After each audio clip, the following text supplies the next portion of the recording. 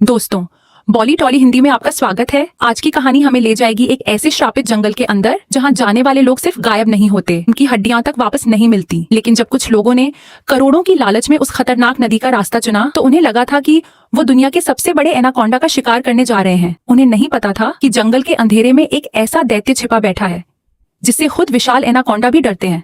घने जंगलों के बीच बहती एक डरावनी नदी और उसी नदी के अंदर एक बोट धीरे धीरे अंधेरे की तरफ बढ़ रही थी। इस बोट में मौजूद था जेफ, एक ऐसा शिकारी जो आम सांपों के लिए नहीं बल्कि जंगल के सबसे खतरनाक दैत्य क्रिम्सन एनाकोंडा के लिए आया था। उसके साथ मौजूद लोग भी घबराए हुए थे क्योंकि जिस जगह वो जा रहे थे उसके बारे में कहा जाता था कि वहां से कोई सही सलामत वापस नहीं लौटता। यहाँ तक कि बोट का कैप्टन भी डरते हुए जेफ से कहता है कि उस इलाके में जहरीले सांपों का राज है और उसी जंगल में छिपा है वो खूंखार पाना जिसका नाम सुनते ही लोग कांप उठते हैं। लेकिन जेफ के चेहरे पर जरा भी डर नहीं था। वो बस हल्की सी मुस्कान के साथ कहता है, मुझे वहां तक पहुंचा दो, बाकी तुम्हारा काम खत्म। असल में कुछ देर बाद बोट उस मनहूस जगह के किनारे पहुंच जाती है। चारों तरफ अजीब सन्नाटा था। ऐसा लग रहा था जैसे पूरा जंगल किसी अनहोनी का इंतजार कर रहा हो। लेकिन तभी बोट का कैप्टन ज्यादा पैसों की मांग करने लगता है। उसे एहसास हो चुका था कि वो लोग मौत के इलाके में आ चुके हैं। जेफ बिना कुछ बोले पैसे निकालता है लेकिन जानबूझकर उन्हें नीचे गिरा देता है। कैप्टन जैसे ही झुककर पैसे उठाने लगता है तब जेफ उसके बेहद करीब आता है और फिर इतनी तेजी से हमला करता है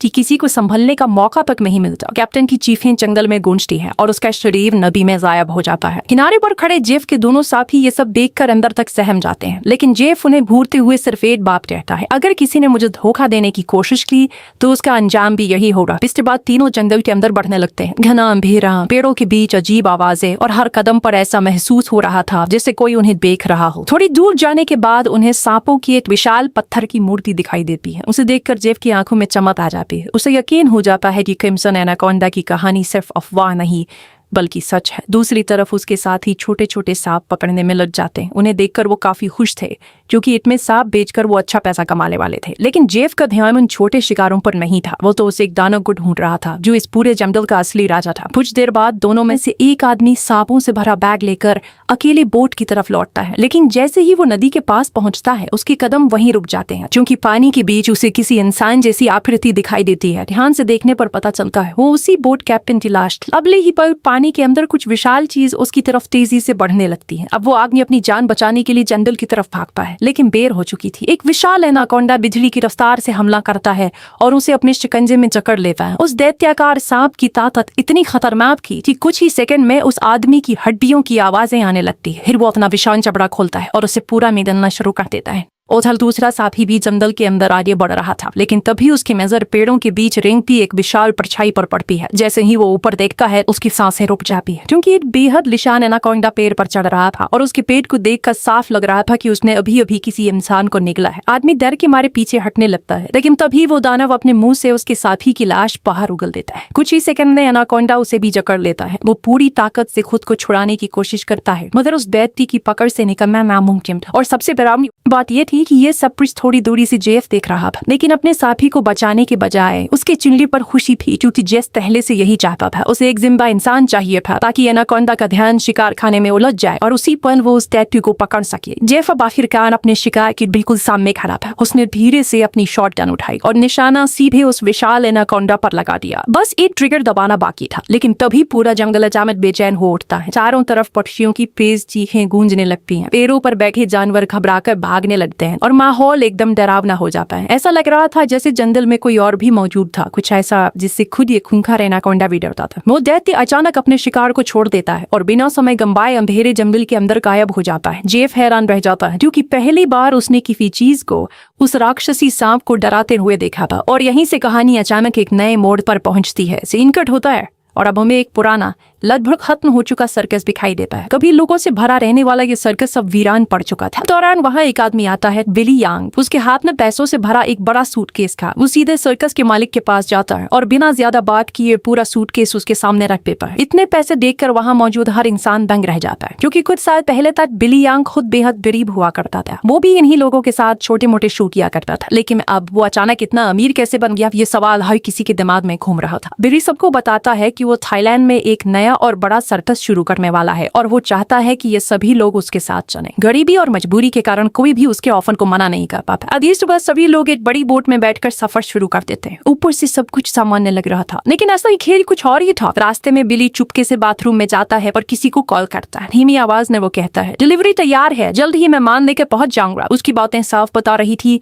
कि ये सफर सिर्फ सर्कस तक सीमित नहीं था। बिली इन लोगों के साथ कुछ बेहद खतरनाक करने वाला था। कुछ देर बाद बोट आगे बढ़ते बढ़ते अचानक रुक जाती है। सामने नदी का पूरा रास्ता बंद पड़ा था। बड़ी बड़ी लकड़ियां और भारी कंटेनर पानी में फंसे हुए थे, जैसे किसी ने जानबूझकर रास्ता जाम किया हो। बोट का कैप्टन हालात देखकर कहता है कि दूसरा रास्ता मौजूद है, लेकिन वहां से थाईलैंड पहुंचने में काफी ज्यादा समय लगेगा। यह सुनते ही बिली गुस्से में आ जाता है, क्योंकि वो पहले ही शो के पैसे एडवांस में ले चुका था। अगर समय पर नहीं पहुंचा तो उसका पूरा प्लान बर्बाद हो सकता था। तभी कैप्टन एक खतरनाक आइडिया देता है। वो कहता है, अगर रास्ता बंद है तो हम इसे उड़ा देते हैं। कुछ ही देर बाद वो लोग कंटेनर्स के पास विस्फोटक लगा देते हैं और अगले ही पल नदी के बीच जोरदार धमाका होता है। धुएं और आग के बीच रास्ता तो साफ हो जाता है, लेकिन किसी को अंदाजा नहीं था कि उन्होंने क्या मुसीबत जगा दी है, क्योंकि उन कंटेनर्स के अंदर लकड़ियां नहीं बल्कि जिंदा सांप भरे हुए थे। धमाके के साथ ही सैकड़ों जहरीले सांप हवा में उछलकर सीधी बोट पर गिरने लगते हैं। अचानक पूरी बोट चीखों से भर जाती है। लोग इधर उधर भागने लगते हैं और कुछ ही सेकंड में वो सफर एक भयानक मौत की खेल में बदल जाता है। इसी बीच लेनी नाम की एक लड़की घबराने के बजाय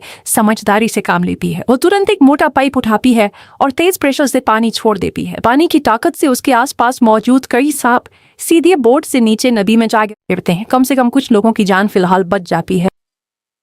दूसरी तरफ बिली यांग की हालत सबसे खराब थी। वो डर के मारे सीधे बाथरूम में जाकर खुद को बंद कर ले पाए, लेकिन उसकी बदकिस्मती अभी खत्म नहीं हुई थी। अचानक बाथरूम की छत जोर से टूटती है और ऊपर से दर्जनों सांप उसके ऊपर गिरने लगते हैं। ये देखकर बिली पूरी तरह घबरा जाता है। अपनी जान बचाने के लिए वो बिना सोचे समझे सीधे नदी में छलांग लगा देता है। वो तेजी से तैरते हुए किसी तरह किनारे तक पहुंच जाता है, लेकिन जैसे ही उसे लगता है कि अब वो सुरक्षित है, तभी उसके सामने घास के बीच से एक विशाल किंग कोबरा फन फैलाकर खड़ा हो जाता है। बिली की सांसें रुक जाती है, वो हिल तक नहीं पाता और तभी अचानक कोई पीछे से आता है और पूरे जोर से उस कोबरा के सिर पर पैर रख देता है। बिली की जान बचाने वाला इंसान और कोई नहीं बल्कि जेफ था। अब क्योंकि जेफ ने उसकी जान बचाई थी, इसलिए बिली उसे अपने साथ बोट पर ले आता है, लेकिन जेफ अपनी असली पहचान छिपाता है। वो सबको बताता है कि वो एक वाइल्ड एक्सप्लोरर है जो जंगल में हुए एक हादसे की वजह से यहाँ फंस गया। हालांकि उसकी आंखें कुछ और ही कहानी बता रही थी। इसी दौरान सर्कस में काम करने वाला एक आदमी जियाओ अचानक जोर से दर्द में चिल्लाने लगता है। वो अपने कान को पकड़कर नीचे गिर जाता है। दर्द इतना भयानक था कि वो ठीक से बोल भी नहीं पा रहा था। बाकी लोग घबरा जाते हैं, लेकिन जेफ तुरंत उसके पास जाता है और ध्यान से उसके कान के अंदर देखने लगता है। कुछ सेकंड बाद उसके चेहरे का एक्सप्रेशन बदल जाता है। उसे समझ आ चुका था कि समस्या क्या है। फिर वो अपनी उंगली पर हल्का सा कट लगाता है और धीरे धीरे खून की बूंद जियाओ के कान के पास ले जाता है। जियाओ के कान के अंदर से धीरे धीरे एक पतला जहरीला सांप बाहर निकलने लगता है। वो सीधा जेफ की उंगली पर हमला करता है और उसे काट लेता है। बोट पर मौजूद सभी लोग डर जाते हैं, जो कि उस छोटे सांप का जहर कुछ ही मिनटों में इंसान की हालत खराब कर सकता था। लेकिन सबसे हैरान करने वाली बात यह थी कि जेफ पर उस जहर का जरा भी असर नहीं हुआ। वो बिल्कुल शांत खड़ा रहता है, जैसे उसे दर्द तक महसूस नहीं हुआ हो। फिर आराम से उस सांप को पकड़कर दूर फेंक देता है। ये देखकर लेनी पूरी तरह चौंक जाती है, जो कि उसे सांपों के बारे में काफी जानकारी थी। वो जानती थी कि किसी इंसान का सांप के जहर से बच पाना लगभग नामुमकिन होता है, जब तक कि उसने सालों तक धीरे धीरे अपने शरीर को उस जहर का आदी न बना लिया हो। अब लेमी को समझ आने लगता है कि जेफ कोई आम इंसान नहीं है। वो तुरंत बिली यांग के पास जाती है और धीमी आवाज में कहती है, तुमने देखा ना, सांप ने उसे काटा, फिर भी उसे कुछ नहीं हुआ। ये आदमी खतरनाक है। लेकिन बिली उसकी बातों को गंभीरता से नहीं लेता। उसके लिए जेफ वही इंसान था जिसने उसकी जान बचाई थी। वो कहता है, अगर जेफ न होता तो आज मैं जिंदा नहीं होता। दूसरी तरफ जेफ चुपचाप बोट के कैप्टन के पास जाता है। वो उसे पैसों की मोटी गड्डी देता है और फिर एक पुराना नक्शा निकालकर उसके सामने रख देता है। लक्ष्य में जंगल के अंदर एक खास जगह मार्क की देगी। जेफ कहता है, अगर तुम मुझे यहाँ तक पहुंचा दो तो वहां पहुंचने के बाद तुम्हें इससे भी ज्यादा पैसे मिलेंगे। लेकिन जैसे ही कैप्टन उस जगह का नाम सुनता है, उसके चेहरे का रंग उड़ जाता है। अगले ही पल वो गुस्से में बंदूक निकालकर सीधे जेफ पर तान देता है और डर और गुस्से से भरी आवाज में कहता है, उस जगह का नाम दोबारा मत लेना, वरना ये नहीं गोली मार दूंगा। जेफ कुछ पल उसे घूरता है, फिर बिना कुछ बोले वहां से चला जाता है। रात गहराने लगती है और माहौल धीरे धीरे और डरावना होने लगता है। कैप्टन अकेले बैठकर मछलियां पकड़ने लगता है। चारों तरफ सन्नाटा था, सिर्फ नदी के पानी की आवाज सुनाई दे रही थी। लेकिन तभी उसकी फिशिंग रॉड अचानक जोर से नीचे की तरफ खींचती है। पहले तो उसे लगता है कि कोई बड़ी मछली फंसी है, लेकिन अगले ही पल रॉड इतनी ताकत से झटके खाने लगती है कि वो उसके हाथ से छूटकर नीचे गिर जाती है। कैप्टन उसे उठाने के लिए नीचे झुकता है, पर तभी अचानक पानी के अंदर से कोई चीज उसका पैर पकड़कर उसे नीचे खींच देती है। सब कुछ इतनी तेजी से होता है कि उसे चीखने का मौका तक नहीं मिलता। असल में बोट के कैप्टन को पानी के अंदर खींचने वाला कोई और नहीं बल्कि खुद जेफ था। उसने बड़ी चालाकी से कैप्टन को खत्म किया और फिर उसकी बॉडी को नदी में छोड़ दिया। लेकिन जेस का असली मकसद सिर्फ हत्या करना नहीं था। वो उस लाश को चारे की तरह इस्तेमाल कर रहा था ताकि जंगल का सबसे खतरनाक शिकारी क्रिम्सन एनाकोंडा खुद उसके पास चला आए। कुछ देर बाद जब कैप्टन काफी समय तक वापस नहीं लौटता तो बोट पर मौजूद लोग उसे ढूंढना शुरू कर देते हैं। हर किसी के चेहरे पर डर साफ दिखाई दे रहा था, लेकिन मेनी की नजर बार बार सिर्फ एक इंसान पर जा रही थी। अब उसे पूरा शक होने लगा था कि कैप्टन के गायब होने के पीछे उसी का हाथ है। उसी फिर जेफ के पास जाकर पूछती है कैप्टन कहाँ है, लेकिन जेफ बिना घबराए शांत आवाज में जवाब देता है मुझे कुछ नहीं पता, ये जंगल है, यहाँ लोग ऐसे ही गायब हो जाते हैं। और तभी पूरा जंगल अचानक फिर से शोर से भर उठता है। पेड़ों पर बैठे पक्षी घबरा कर उड़ने लगते हैं। जानवर भागते हुए जंगल के अंदर गायब होने लगते हैं, जैसे किसी भयानक चीज की आहट सबको महसूस हो चुकी हो। उसी समय नदी के पानी में भी तेज हलचल शुरू हो जाती है। बोट पर मौजूद एक आदमी करते हुए कहता है ये आवाज कैसी है, लेकिन बाकी लोगों के उलट जेफ के चेहरे पर डर नहीं बल्कि खुशी थी। वो धीरे से मुस्कुराता है और कहता है कुछ बड़ा आने वाला है। उसकी आवाज सुनकर साफ लग रहा था कि वो इसी पल का इंतजार कर रहा था। अब कैमरा नदी की गहराई में जाता है जहाँ अंधेरे पानी के बीच एक विशाल परछाई धीरे धीरे आगे बढ़ रही थी। वो कोई साधारण सांप नहीं था, वो था क्रिम्सन एनाकोंडा। धीरे धीरे वो जेफ के लगाए हुए जाल की तरफ आने लगता है। अचानक फिशिंग रॉड की रस्सी जोर जोर से नीचे खींचने लगती है, इतनी ताकत से कि पूरा बोट हिलने लगता है। जेफ तुरंत रस्सी पकड़ लेता है। उसकी आंखों में पागलपन साफ नजर आ रहा था। अचानक नदी का पानी फट पड़ता है और एक विशाल एनाकोंडा सबके सामने निकल आता है। उसका आकार इतना बड़ा था कि लोगों की सांसें पर अटक जाती। उसकी चमकती आंखें और विशाल जबड़ा देखकर ऐसा लग रहा था जैसे कोई प्राचीन दानव जाग चुका हो। अभी एनाकोंडा पूरी ताकत से रस्सी खींचता है और जेफ सीधे पानी में जा गिरता है। अब नदी के अंदर मौत और शिकारी के बीच असली लड़ाई शुरू हो चुकी। वो विशाल सांप जेफ को पानी में इधर उधर घसीटने लगता है। हर पल ऐसा लग रहा था कि अब जेफ बच नहीं पाएगा, लेकिन जेफ भी हार मानने वालों में से नहीं था। किसी तरह वो तैरते हुए पास मौजूद एक छोटी बोट तक पहुंच जाता है। फिर तेजी से जाल की रस्सी उसी बोट से बांध देता है। अब वो छोटी बोट पर खड़ा होकर उस दैत्य से लड़ने लगता है। उसके हाथ में एक नुकीला हथियार था और अगले ही पल वो पूरी ताकत से एनाकोंडा पर हमला कर देता है। लेकिन जेफ का वो हमला उस दैत्याकार एनाकोंडा के सामने बिल्कुल बेअसर साबित होता है। उल्टा वो सांप और ज्यादा गुस्से में आ चुका था। अगले ही पल एनाकोंडा बिजली की तेजी से जेफ को चक्कर लेता है और उसके साथ पूरी छोटी बोट को भी अपनी कुंडलियों में लपेट कर सीधे पानी के अंदर खींच ले जाता है। नदी में जोरदार हलचल मच जाती है। दूर खड़े बाकी लोग डर के मारे सब कुछ देखते रह जाते हैं। उन्हें पूरा यकीन हो जाता है कि इस बार जेफ बच नहीं पाएगा। लेकिन तभी कुछ सेकंड बाद अचानक पानी के पीछे से कोई तैरता हुआ वापस बोट पर चढ़ आता है। वो जेफ था। उसे जिंदा देखकर सबकी आंखें फटी की फटी रह जाती हैं। अगर अब तक वीडियो इंटरेस्टिंग लग रही है तो एक क्विक लाइक जरूर कर दो और चैनल को सब्सक्राइब कर लो, क्योंकि आगे जो ट्विस्ट आने वाले हैं वो शायद तुम बिल्कुल भी एक्सपेक्ट नहीं करोगे। ऐसा लग रहा था जैसे मौत भी उसे छू नहीं पा रही। अब जेफ फिर से उस एनाकोंडा को ढूंढने लगता है, लेकिन उसे बिल्कुल अंदाजा नहीं था कि शिकारी अब उसके सामने नहीं बल्कि उसके ठीक पीछे, क्योंकि वो विशाल एनाकोंडा चुपचाप बोट की छत पर चढ़ चुका था। अचानक वो सबके सामने अपना विशाल सिर बाहर निकालता है और उसके मुंह से बोट कैप्टन की आधी खाई हुई बॉडी नीचे गिर जाती है। ये नजारा देखकर हर किसी की चीख निकल जाती है। अब पूरी बोट मौत के डर से भर चुकी है। लोग खुद को बचाने के लिए अलग अलग जगहों पर छिपने लगते हैं। उधर एनाकोंडा धीरे धीरे अंदर घुसता है और उसकी नजर सर्कस के दो लोगों पर पड़ जाती है जो एक कमरे में बंद थे। वो उन पर हमला करने ही वाला था कि तभी पीछे से जेफ हाथ में मकीला हथियार लेकर उस पर वार कर देता। हमले से सांप और भी ज्यादा बनत जाता। अब उसका पूरा ध्यान सिर्फ जेफ पर। एनाकोंडा गुस्से में फुफकारता हुआ उसकी तरफ बढ़ता है और जेफ खुद को बचाने के लिए तेजी से बोट के अंदर छिप जाता है। लेकिन वो दैत्य उसका पीछा छोड़ने वाला नहीं था। वो बोट के हर कोने में उसे ढूंढने लगता है। उसका विशाल शरीर दीवारों से टकरा रहा और पूरी बोट उसके वजन से हिलने में दी थी। इसी दौरान बिली और डायना डर के मारे एक जगह छिपे हुए थे। किस्मत से एनाकोंडा उन्हें देख नहीं पाता और उनके ऊपर से रेंगता हुआ खिड़की के रास्ते बाहर निकल जाता है। अब बोट के अंदर हर इंसान अपनी सांस रोक कर छिपा बैठा। लेकिन तभी एनाकोंडा बाथरूम की तरफ बढ़ता है जहां उसे एक बच्चा और जियाओ दिखाई दे जाते हैं। पहले ही पन को उन पर हमला कर देता है। दोनों किसी तरह खुद को बचाते हुए वहां से बाहर निकलते हैं। उसी समय लेनी भी उनके पास पहुंच जाती है, लेकिन खतरा अभी खत्म नहीं हुआ था। जैसे ही एनाकोंडा मेनी पर झपटता है तभी जियाओ अचानक समझदारी दिखाता है। वो पास रखा एक बड़ा मिट्टी का मटका उठाकर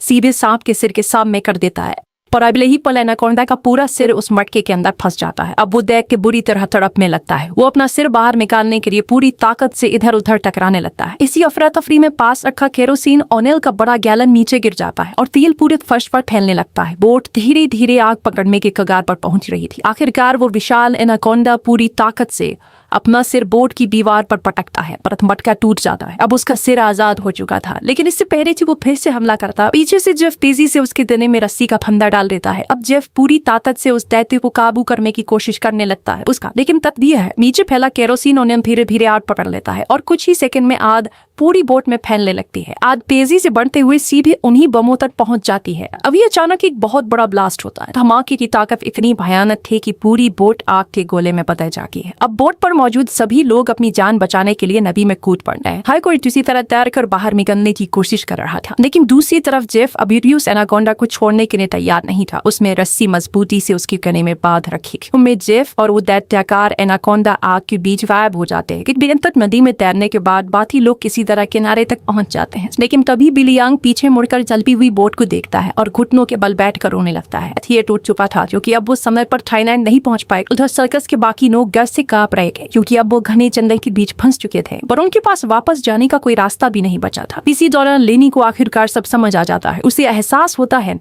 कि जेफ ने शुरू से ही इन सभी लोगों को सिर्फ एक जाय की तरह इस्तेमाल किया। कुछ उस एनाकोंडा को पकड़ने की उसकी सनक का हिस्सा था। वो गुस्से में जेफ की तरफ देखकर कहती है, अगर तुम ये सब ना करते तो हम इस मुसीबत में कभी नहीं आते। लेकिन जी जवाब देता है, तुम लोगों को अंदाजा भी है उस एक एनाकोंडा की कीमत कितनी थी। जेफ गुस्से और लालच से भरी आवाज में सक की तरफ देखता है और कहता है, अगर तुम लोगों ने मेरा साथ दिया होता तो आज हम सब करोड़पति बन चुके होते। पर पैसों का नाम सुनते ही बिली यांग की आंखों में फिर से चंपक लौट आती है। वो तुरंत जेफ के पास दौड़ कर आता है और कहता है, मैं तुम्हारे साथ हूँ, बस बताओ उस एनाकोंडा को पकड़ना कैसे है और हमें पैसे कहाँ से मिलेंगे। जेफ रैग से एक पुराना नक्शा निकालता है। जेफ सबको दिखाते हुए कहता है, अगर तुम लोग मेरी मदद करो तो मैं इसी रास्ते से तुम्हें 1-2 दिन में थाईलैंड पहुंचा दूंगा। अब बिली यांग और उसकी बाकी साथी धीरे धीरे जेफ की बातों में आने लगते हैं। गुड, लेकिन वो साफ मना कर देती। वो कहती है कि वो उस पालतू शिकारी के साथ जंगल के अंदर नहीं जाएगी, लेकिन तभी टीम की लड़की की तबीयत तेजी से बिगड़ने लगती है। फिर बिली उसके कंधे को देखता है तो वहाँ एक अजीब सा जहरीला निशान बना हुआ था। असल में उसे जंगल की बेहद खतरनाक मकड़ी ने काट किया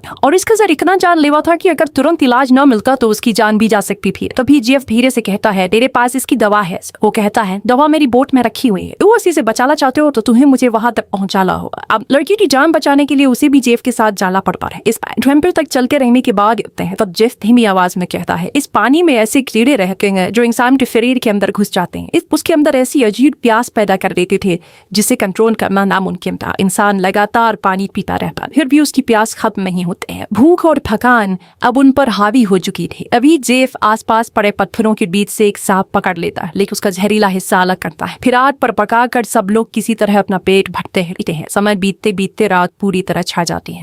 ऐसे में उन्हें पहाड़ों के बीच एक पुरानी सुरंग दिखाई देती है। वो रात बिताने के लिए उसी सुरंग के अंदर ठहर जाते हैं, ध्यान चलाते हैं। एक का ध्यान कहीं और था। वो चुपचाप एक पुराने नक्शे को देख रहा था। जिस नक्शे को देखते ही उसे वो भयानक दिन याद आ जाता है जब पहली बार उसका सामना उस दैत्याकार सांप से हुआ था। इस सेकंड में जेफ को पास पड़ा लकड़ी का एक बड़ा बॉक्स दिखाई देता है। अपनी जान बचाने के लिए वो तुरंत उसी बॉक्स के अंदर छिप जाता है। किस्मत से वो बॉक्स एक ढलान के किनारे रखा था, पर बॉक्स तेजी से लुढ़कता हुआ नीचे नदी की तरफ जाने लगता है। कुछ बॉक्स का ढक्कन बाहर से जाम हो चुका था। जेफ पूरी ताकत लगाकर बाहर निकलने की कोशिश करता है, मगर नाकाम रहता है। दिन गुजरते गए और रास्ता साफ करने के लिए वो विस्फोटक लगाकर आसपास पड़े बड़े कंटेनर तोड़ते हैं और तभी जेफ किसी तरह उस बॉक्स से बाहर निकल पाता है। उसी दिन से उसकी जिंदगी। आग के पास बैठा एक आदमी जेफ से पूछता है, तुम सच में उस दैत्य को पकड़ना चाहते हो? जेफ वो सिर्फ एक सांप नहीं है, वो इस पूरे जंगल का राजा है। उसके डर से यहाँ पर हर चीज कांपता है। उसने इतने बड़े बड़े शिकार किए हैं कि लोग उसकी कहानियों पर यकीन तक नहीं करते। यहाँ तक कि उसने अपने जैसे विशाल सांपों को भी खत्म कर दिया। और अगर वो उसे जिंदा पकड़ने में कामयाब हो गए तो उनकी जिंदगी हमेशा के लिए बदल जाए। पैसों और शोहरत का नाम सुनते ही बिली यांग तुरंत तैयार हो जाता है। उस सभी लोग वहीं सो जाते हैं। लेकिन आधी रात के बाद अचानक एक अजगस का एक साथी घबरा कर अपनी आंखें खोलता है। वो इधर उधर देखता है, लेकिन उसका भाई वहां मौजूद नहीं था। और आयब देखकर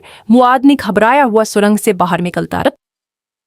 अतार अपने भाई का नाम पुकारते हुए नबी की तरफ बढ़ता है, पर वहां पहुंचते ही उसके कदम रुक जाते हैं। उसका भाई नबी के बीच खड़ा था और अजीब तरह से लगातार पानी पिए जा रहा है। आदमी तुरंत उसे रोकने की कोशिश करता है, लेकिन उसका भाई जैसे उसके भाई की नाक से छोटे छोटे अजीब फेरे बाहर निकल रहे थे। उसी पल उसे जेफ की तही बात याद आ जाती है। इस नदी पर कुछ ही सेकंड बाद ठीक वही होता है। उसका भाई अचानक लड़खड़ाता है पर खुद को नदी में डुबो देता है। वो आदमी चीखता रह जाता है, लेकिन अब बहुत देर हो चुकी थी। अगली सुबह हर कोई सभी लोग फिर से अपने सफर पर निकल पड़े। कई घंटों तक खतरनाक जंगल पार करने के बाद आखिरकार वो एक विशाल नदी तक पहुंचते हैं। जेफ बताता है कि अगर उन्हें अपनी मंजिल तक पहुंचना है तो इस नदी को पैदल पार करना ही पड़ेगा, रास्ता भी नहीं। मजबूरी में सभी धीरे धीरे नदी के अंदर उतरने लगते हैं। शुरुआत में सब ठीक लगता है, लेकिन कभी एक लड़का गिरते हुए नीचे की तरफ इशारा करता है। यही पल सबको एहसास होता है कि वो अकेले नहीं है। कई बड़े अनाकोंडा उन्हें चारों तरफ से घेर चुके थे। वो आदमी जिसने पिछली रात अपने भाई को खोया था सबसे पीछे रह जाता, और तभी पानी के नीचे से एक विशाल अनाकोंडा बिजली की तरह उसकी तरफ छपकता है। कुछ ही सेकंड उसे बचाने के लिए उसकी तरफ भाग भी है, लेकिन तब तक बहुत देर हो चुकी है कि उसकी हड्डियों के टूटने की आवाज तक सुनाई देने लगती है, और फिर वो उसे पानी के अंदर खींचकर गायब हो जाता है। अब बाकी लोग पूरी ताकत से आगे की तरफ भागने लगते हैं।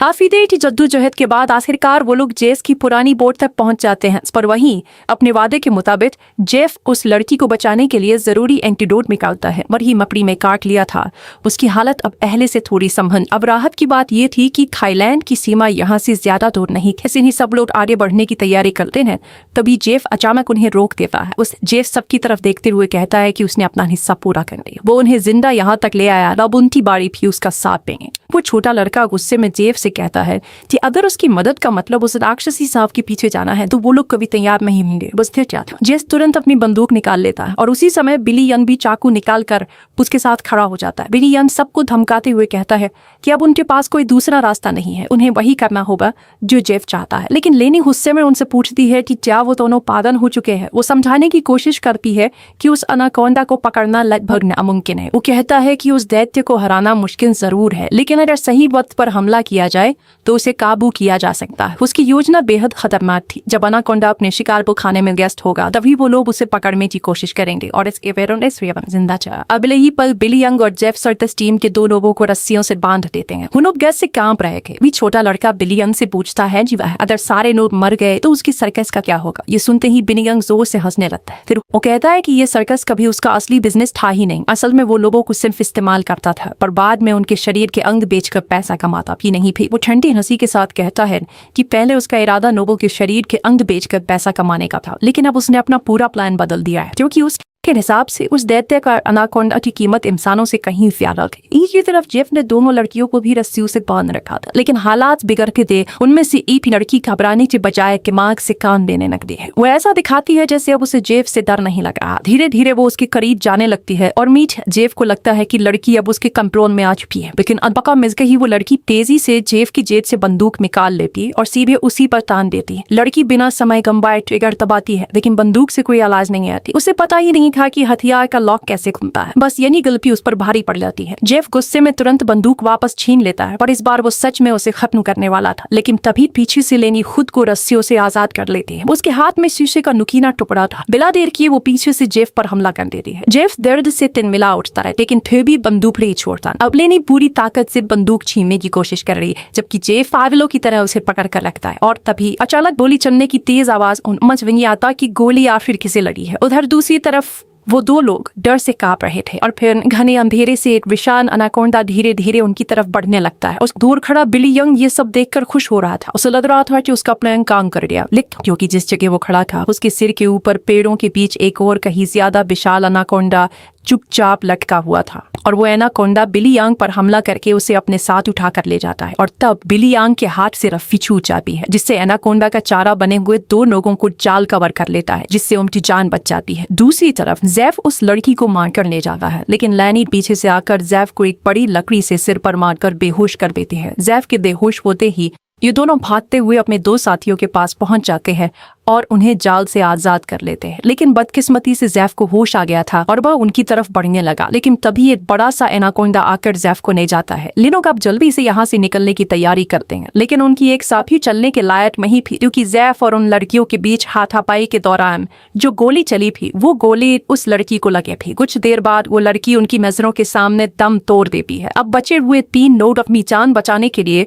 जैफ की बोट में बैठकर नदी से होते हुए यहाँ से निकलने लगते हैं, लेकिन तभी पीछे से जियाओ को कोई चीज लगती है। जब वो कंधे से उस चीज को उतार कर देखता है तो उसे पता चलता है कि ये एक बेहोशी वाला इंजेक्शन है। कुछ ही सेकंड बाद जियाओ बेहोश हो जाता है और जियाओ को बेहोश करने वाला कोई और नहीं बल्कि जैफ ही था। यानी उस एनाकोंडा के हमले से भी वो बच गया था और उसने एनाकोंडा का सिर काट कर उसे मार दिया था। अब जैफ उन तीनों को पकड़कर एनाकोंडा की चारे के लिए बांध देता है और उनकी चारों तरफ तेज धार वाली लोहे की पार बांध देता है। साथ में वहां पर खून भी छिड़क देता है, जिसके बाद वो उनके जाल की रस्सी को पकड़कर यहाँ से कुछ दूर खड़ा हो जाता है। कुछ देर बाद कई कई सारे एनाकोंडास खून को सूंघते हुए उन तीनों की तरफ बढ़ने लगते हैं। ये तीनों बहुत ज्यादा डरे हुए होते हैं और उनको अपनी मौत आंखों के सामने नजर आ रही होती है। ये सभी एनाकोंडास उन तीनों को मारने के लिए उनके काफी करीब पहुंच जाते हैं, लेकिन तभी एक बार फिर से जंगल के सभी जानवर शोर मचाकर भागने लगते हैं और यहाँ पर मौजूद सभी एनाकोंडास भी किसी को देखकर एक एक करके भागने लगते हैं। लेकिन एक एनाकोंडा अभी भी उन तीनों को मारने के लिए रुका हुआ था। अभी वहां पर क्रिम्सन एनाकोंडा आ जाता है, पर वो उस अकेले रुके हुए सांप पर हमला करके उसे एक ही झटके में मार देता है। यहाँ हम उस क्रिम्सन एनाकोंडा को अच्छी तरह से देख पाते हैं, जो साइज में बहुत ही ज्यादा बड़ा और खतरनाक था। उसे देखकर ये तीनों बहुत ज्यादा डर जाते हैं, लेकिन दूर खड़ा जैफ क्रिम्सन एनाकोंडा को देखकर बहुत खुश होता है। वो एनाकोंडा उन तीनों से लिपटकर अपना बड़ा सा मुंह खोलकर उन्हें खाने ही वाला था कि तभी जैफ जाल की रस्सी छोड़ देता है, जिसमें वो एनाकोंडा फंस जाता है। ये एनाकोंडा अपने आप को छुड़ाने के लिए तड़पने लगता है। वो काफी जोर लगाकर खुद को आजाद करने की कोशिश करता है, लेकिन जब वो आजाद नहीं हो पाता तब वो अपने तेज नुकीले दांतों से जाल की रस्सी काटकर खुद को आजाद कर लेता है। लेकिन अभी भी जाल की रस्सी उसके बॉडी में फंसी हुई थी। लेकिन जैफ को मारने के बाद अब वो क्रिम्सन एनाकोंडा उनके पीछे पड़ जाता है। ये दोनों एक पेड़ के पीछे छिप जाते हैं, जबकि वो बच्चा एक लकड़ी के बॉक्स के अंदर खुद को छिपा लेता है। पर एनाकोंडा उसे देख लेता है और अब वो एनाकोंडा धीरे धीरे उस बच्चे की तरफ बढ़ने लगता है। बच्चा पूरा जोर लगाकर उस कंटेनर से बाहर निकलने की कोशिश करता है, लेकिन उस कंटेनर की दूसरी तरफ का दरवाजा बंद था। वो बच्चा चिल्लाकर उन दोनों से मदद के लिए पुकारता है और वो एनाकोंडा भी अब बच्चे के काफी करीब आ चुका था। अब इससे पहले कि एनाकोंडा उस बच्चे को मार पाता, तभी बाहर से जियाओ कंटेनर का दरवाजा तोड़कर उस बच्चे को बचा लेता है। अब ये तीनों फिर से अपनी जान बचाने के लिए एनाकोंडा से भागने लगते हैं, लेकिन ये पूरा जंगल उसी एनाकोंडा का था। इस जंगल में होते हुए ये लोग उससे बचकर नहीं जा सकते थे, इसलिए ये लोग एक पेड़ के पीछे छिप जाते हैं। पर तभी कुछ दूरी पर वो एनाकोंडा उन्हें देख लेता है। उन्हें देखते ही वो एनाकोंडा तेजी से उनकी तरफ आने लगता है। ये लोग खड़े होकर अपनी मौत का इंतजार करने लगते हैं, क्योंकि ये लोग जान चुके थे कि अब उनकी जान नहीं बच पाएगी। पर जैसे ही वो एनाकोंडा अपना बड़ा मुंह खोलकर उन पर हमला करता है, तभी एक मजबूत लोहे की नुकीली तार से उसका सिर बीच से कट जाता है। ये नुकीली तार असल में जैफ ने बिछाई थी, जिससे क्रिम्सन एनाकोंडा का खात्मा हो जाता है। ये लोग यकीन नहीं करते कि उनकी जान बच गई और ये लोग काफी देर तक उसकी बॉडी को देखते रहते हैं और फाइनली ये लोग जल्दी से उस जंगल को छोड़कर यहाँ से निकल जाते हैं। इसी के साथ ये कहानी खत्म हो जाती है। तो दोस्तों, अगर आपको बॉली टॉली हिंदी पर ऐसी खतरनाक और रहस्यमय कहानियां देखना पसंद है तो वीडियो को लाइक जरूर करें और चैनल बॉली टॉली हिंदी को सब्सक्राइब करके बेल आइकॉन दबा दीजिए, ताकि ऐसी ही हॉलीवुड मूवी रिकैप्स और जंगल हॉरर स्टोरीज आप सबसे पहले देख सकें। और कमेंट करके जरूर बताना, क्या आप उस जंगल में एक रात भी जिंदा रह पाते?